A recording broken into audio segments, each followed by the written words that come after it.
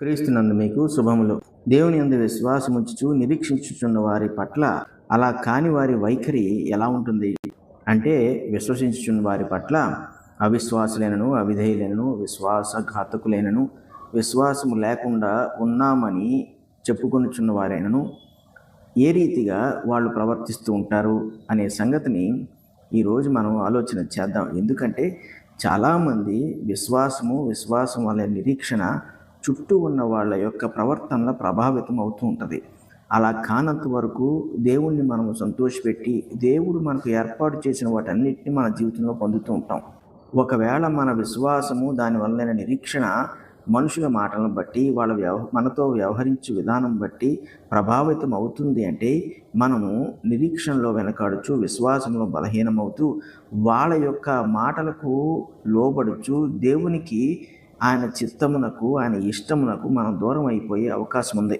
దేవుడు ఎప్పుడూ కూడా ప్రతి విశ్వాసిని వ్యక్తిగతంగానే ఆయన సంధిస్తూ ఉంటాడు. అంటే వాక్యము ప్రకటింపబడుచున్నప్పుడు, వాక్యాన్ని వింటున్నప్పుడు, వాక్యము ఒకవేళ వాళ్ళంతలో వాళ్ళే చదవగలుగుచున్నప్పుడు దేవుడు వాళ్ళతో వ్యక్తిగతంగా సంధిస్తూ ఉంటాడు. అంటే వ్యక్తిగతంగా వాళ్ళ జీవితాలను బట్టి దేవుడు వాళ్ళకి నిర్ణయించిన దాన్ని బట్టి, వారి నుండి కోరుకుంటున్న దాన్ని బట్టి దేవుడు వాళ్ళకి జ్ఞానాన్ని అనుగ్రహిస్తూ ఉంటాడు.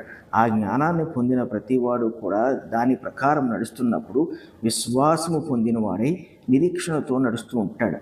అలా నిరీక్షణతో నడుస్తూ ఉన్నప్పుడు కాలమునకు నిమిత్తము లేకుండా దేవునితో నడవడం అనేది జరుగుతూ ఉంటుంది. అలా ఉండాలి కూడా.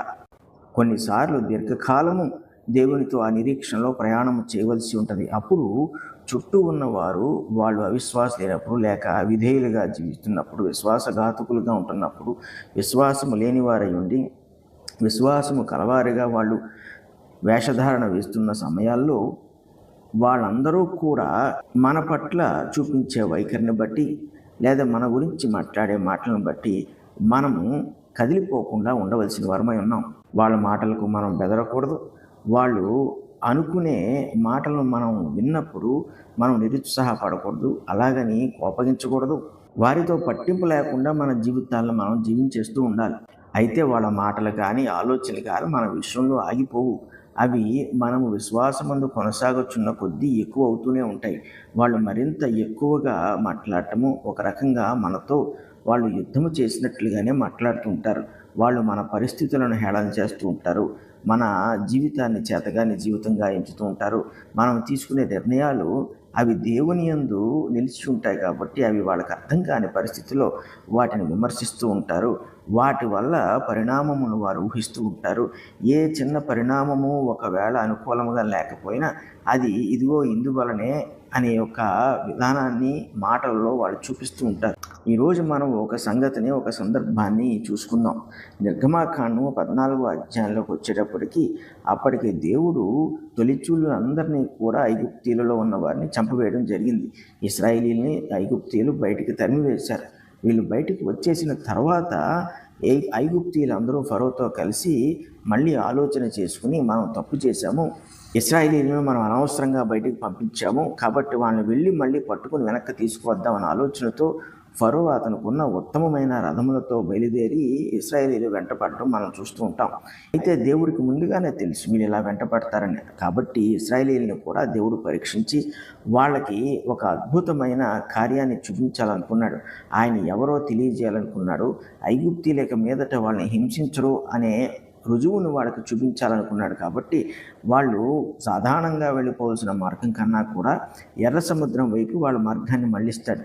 అయితే ఇశ్రాయేలీలు ఎర్ర సముద్రం దగ్గరికి వచ్చేటప్పటికి అక్కడ ఎర్ర సముద్రం ఉందన్న సంగతిని వాళ్ళు కనుగొంటారు. కనుగొన్న తర్వాత వాళ్ళు వెనక ఫరో అతని సేన రావటం చూసి సణుగుకోవడము, మోషే నిందించడము, ఇటువంటి సంగతులు వాళ్ళు చేస్తూ వచ్చారు. అయితే దేవుడి ఆలోచన వేరేగా ఉంది. తన యందు విశ్వాసం ఇచ్చిన మోషే, అహరోన్లు, వాళ్ళ విశ్వాసము దేవునికి అనుకూలంగా ఉంది. వెంటనే మోషే అంటాడు, యెహోవా మీకు నేడు కలుగజేయు రక్షణ మీరు ఊరక నిలుచుండి చూడుడి అంటాడు మోషే. అది మోషే యొక్క విశ్వాసం వలన నిరీక్షణ.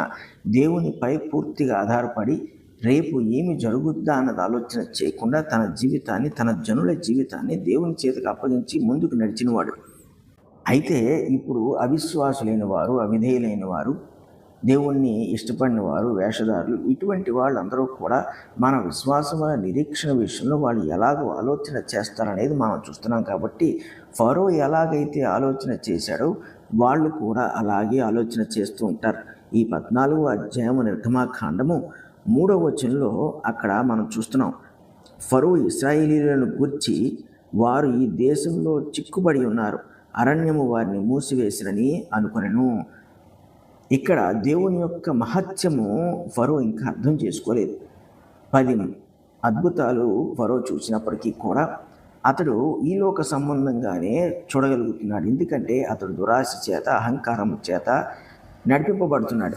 అయితే ఇశ్రాయేలీయులను ఎప్పుడైతే దేవుడు ఎర్ర సముద్రం వైపు నడిపించాడో ఫరోకి తనకున్న జ్ఞానమును బట్టి ఏమర్థం చేసుకున్నాడంటే వీళ్ళు చిక్కుకుపోయారు, తప్పించుకోలేరు, ఇప్పుడు మన చేతికి దొరికిపోతారు, కాబట్టి వీళ్ళని మళ్ళీ మనం తిరిగి వెనక్కి తెచ్చేసుకోవచ్చు అనే ఉద్దేశంతో ముందుకు వస్తున్నాడు. చూసారా, విశ్వసించుచున్న మోషేకి దేవుని యందు విశ్వాసము ఉంచలేని ఫరోకి ఎంత భేదం ఉన్నదో. మోషే మటుకు దేవుని కార్యము కొరకు ధైర్యంగా నిరీక్షిస్తున్నాడు.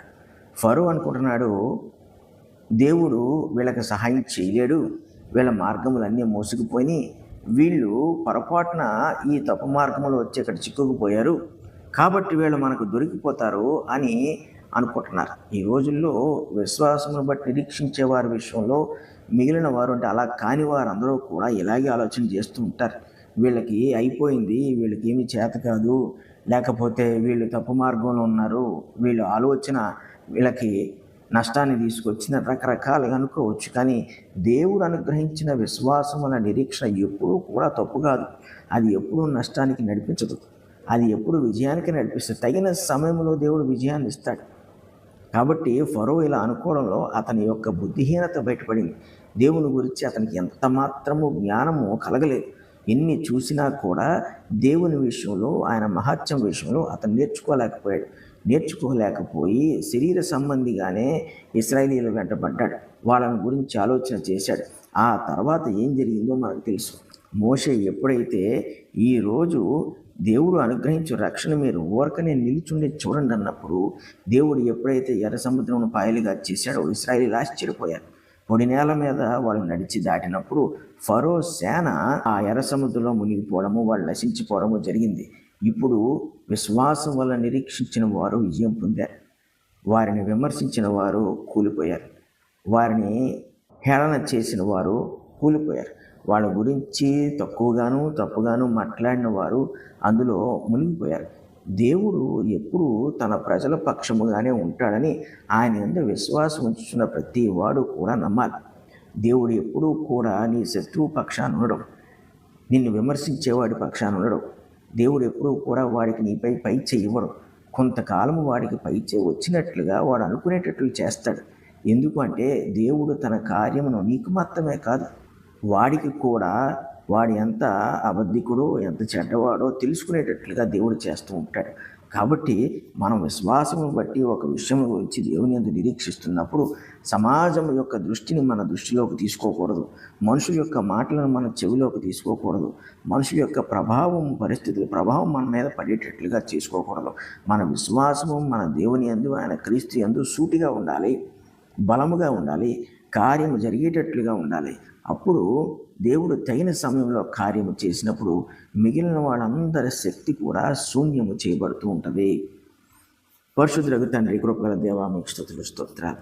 ఎంత గొప్ప దేవుడు నాయన, మా పక్షముగా ఉండి మా కొరకు ఆలోచన చేయొచ్చు, పోరాడచ్చు, మమ్మల్ని జీవింపజేయచ్చు, తిరిగి నాయన మాకు ఆశీర్వాదములను అనుగ్రహించు, మేళ్లను చేయొచ్చు, చివరికి మాకు నిత్య జీవాన్ని మీరు దయచేయడానికి ఎంతో ఇష్టపడినందుకు మీకు స్తుతులు స్తోత్రాలు.